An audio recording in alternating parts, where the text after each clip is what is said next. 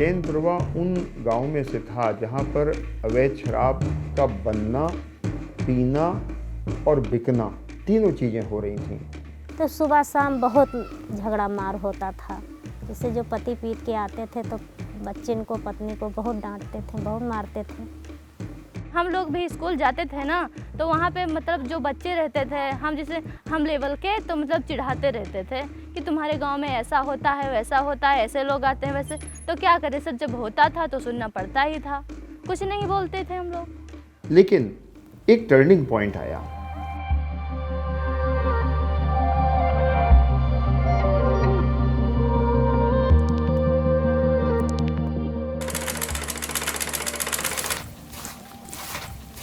जनपद बाराबंकी अवैध मादक पदार्थ और अवैध शराब के लिए बदनाम रहा है, तो जो भी वहाँ एसपी तैनात होता है उसके लिए चुनौती के रूप में ये दोनों चीज़ें आखिर सामने खड़ी होती हैं। मैं जनवरी 2020 में जब वहाँ तैनात हुआ तो मेरे सामने भी ये चुनौती थी। मैं प्रसंगवश इकोनॉमिक्स का विद्यार्थी हूँ, तो पुलिस में भी जो मॉडल्स हैं उनको लगाकर काम करने का प्रयास करता हूँ। मैंने एक डेटा एनालिसिस की कि पिछले 5 वर्षों में कौन से ऐसे क्षेत्र हैं बाराबंकी जनपद के जहां सबसे ज़्यादा बरामदगी हुई, सबसे ज़्यादा बार हुई और सबसे ज़्यादा लोग इन्वॉल्व रहे अवैध शराब बनाने में। जब हमने चिन्हित करने का प्रयास किया तो चैनपुरवा नाम मेरे सामने आया। तो हमने पाया कि 125 परिवार वहाँ पर कुल थे, जिनमें केवल 2 परिवार ऐसे थे जो कोई सार्थक काम कर रहे थे। बाकी 123 परिवारों की जो आम शोहरत थी वो अवैध शराब बनाने की थी। यहाँ पे खेती करते थे तो कई सब बाढ़ आने लगी, जो कुछ खेती करो सब बाढ़ में बह जाता था, कुछ नहीं हुआ। तो सब गांव में कोई मजदूरी भी नहीं थी। ये झील नदी के पार, अरे उस पार कैसे हम जाएं मजदूरी करने के लिए। तो साहब हम सब लोग कहें कुछ करके अपने बच्चे तो कैसे जियाएं, तो हम सब लोग शराब बनाने लगे। 1-2 घर से शुरू हुआ और जब अपना अपना मजबूरी सभी देखा तो कहे हम भी निकाले। ऐसे ही बढ़ गई, कुछ लोग बहुत लोग निकाले लगे, तो बाड़ी समस्या सारी सब खराब हो गई। इनके पाछे बहुत लड़के और जैसे मर्दे सब बेकार होने लगे। जैसा कि हम लोग जानते हैं कि आदत बदलना बड़ा कठिन होता है, तो ये आसान नहीं होता किसी आदमी के मनस्थिति को बदलना। तो मैं भी ये उम्मीद नहीं करता था कि इन लोगों में कोई बड़ा परिवर्तन आ सकेगा। यहाँ के जो एसपी सर हैं उन्होंने हमारे गाँव कजियापुर गांव में चौपाल लगाए, तो वहाँ पे मीटिंग धरे। तो वहाँ पे हमारे भी गांव के पुरुषों को और लेडीज़ों को सबको बुलाया वहाँ पे कि आवें सब लोग अपन समस्या बताएं, किस लिए ये लोग ये काम कर रही हैं।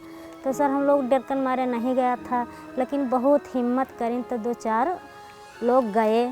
जब वहाँ गए तो सर ने वहाँ बोलने के मौका दिया कि सब लोग बोलो कि आपकी मजबूरी क्या है, तो ये काम कर रही हो आप लोग। तो सर बहुत लोग डरानी हम लोग तो सर बहुत डराए, लेकिन हमारी सास वास रही थी, वो सब बोलनी बताए अपने गांव के माहौल की ऐसा है, हमको लोग का इतना दिक्कत है। जब पहली चौपाल वहाँ पर लगाई तो मुझे भी बहुत विश्वास नहीं था कि कैसे परिवर्तन यहाँ ला सकेंगे जो लोग इस दलदल में फंसे हुए हैं, 3 दशकों से फंसे हुए हैं। जब उनसे बात हुई महिलाओं से, उनको बोलने का अवसर दिया गया, उनकी पीड़ा झलक कर आई। एक महिला ने कहा कि हम भी चाहते हैं साहब कि हमारा बच्चा लखनऊ में पढ़े। जब ये कार्यक्रम समाप्ति की ओर था तो एक महिला खड़ी हुई, उसने हमसे कहा कि सर आपकी बात हमें एक सपने की तरह लग रही है, काश ऐसा हमारे जीवन में हो सकता होता, लेकिन ऐसा होगा नहीं। आप अभी गाड़ी में बैठकर वापस जाएंगे, मैं गांव में जाऊंगी और किसी का गुड़ चढ़ाऊंगी, खदकाऊंगी और रात तक जो मेहनत करूंगी उसके बदले में मुझे 60 रुपये मिलेंगे। मेरा एक बच्चा बीमार है, मैं अभी 200 रुपये उधार लेकर आई हूँ महाजन से। इसी 60 रुपये से मैं चावल और सब्ज़ी खरीदूंगी, पकाऊंगी और तब बच्चों को खिलाऊंगी, वरना बच्चे भूखे सो जाएंगे। ये ज़रूर चुनौती थी कि एक सस्टेनेबल डेवलपमेंट का मॉडल होना चाहिए, वरना ये बातें केवल बातों से नहीं हो सकती। आदमी को पेट भरने के लिए एक सच्चाई है कि उसे संसाधन चाहिए, उसे पैसा चाहिए। प्लान किया गया कि हम short term, mid term, long term goals को सेट करें और उसके साथ साथ मिलकर आगे बढ़ने का प्रयास करें। एक दैवी संयोग था कि इस मिशन को आरंभ करने से कुछ दिन पहले ही निमित सिंह नामक युवा मुझसे कार्यालय में मिलने आया। यंग मैन, 2014 का इंजीनियरिंग पास आउट।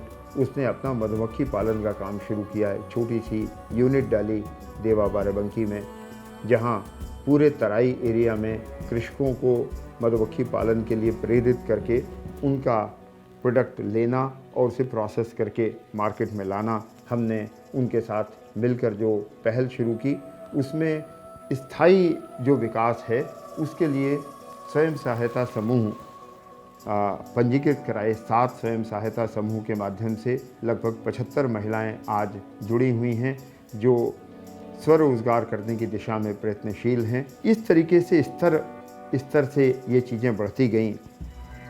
लेकिन एक बड़ा बदलाव आया।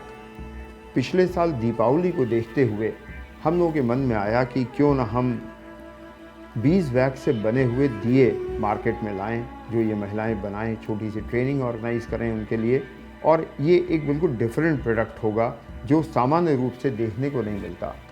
निमित और कुछ और लोगों के साथ मिलकर हम लोगों ने योजना बनाई और इस प्रकार जो सामान्य मिट्टी का दिया होता है उसको हमारे गांव के ही युवाओं ने पेंट किया। पेंट करने के बाद इसमें हल्दी युक्त वैक्स एक बत्ती के साथ लगाई गई।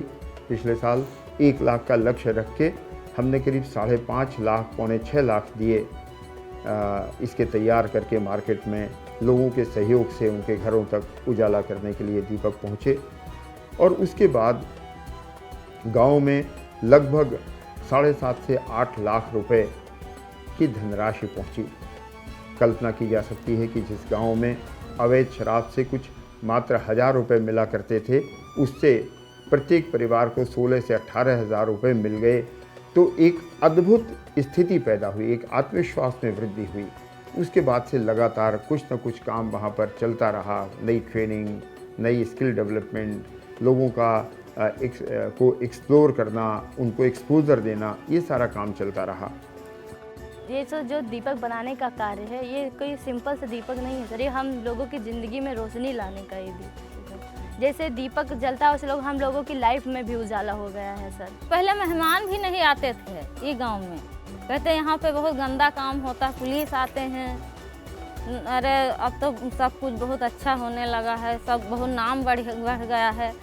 1 साल हो गया अच्छा से हमारे सबके अरे दीपावली जली, दिया बनावागा, वहाँ भी पैसा कमावागा और कोई चीज़ के टेंशन नहीं रहेगा। चाहे बच्चे बहरे रहें, चाहे लड़के रहें, चाहे जहाँ रहा, कोई चीज़ के अब डर नहीं रहेगा।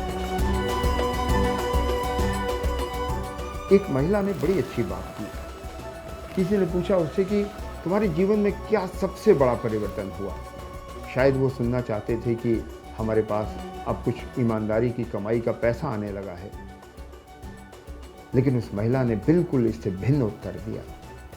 उसने कहा कि सर, एसपी साहब ने जो कुछ भी हम लोगों के लिए किया, उससे सबसे बड़ा परिवर्तन हमारे जीवन में हुआ कि अब हम चैन की नींद सोने लगे।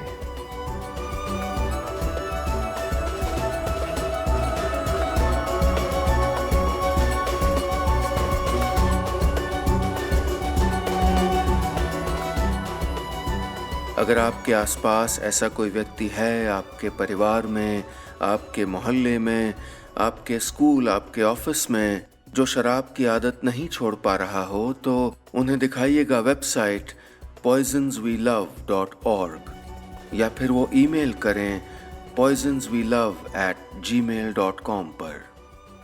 मेरी प्यारी जिंदगी with Nilesh Mishra World Health Organization यानी WHO और मेरी एक साझा पेशकश।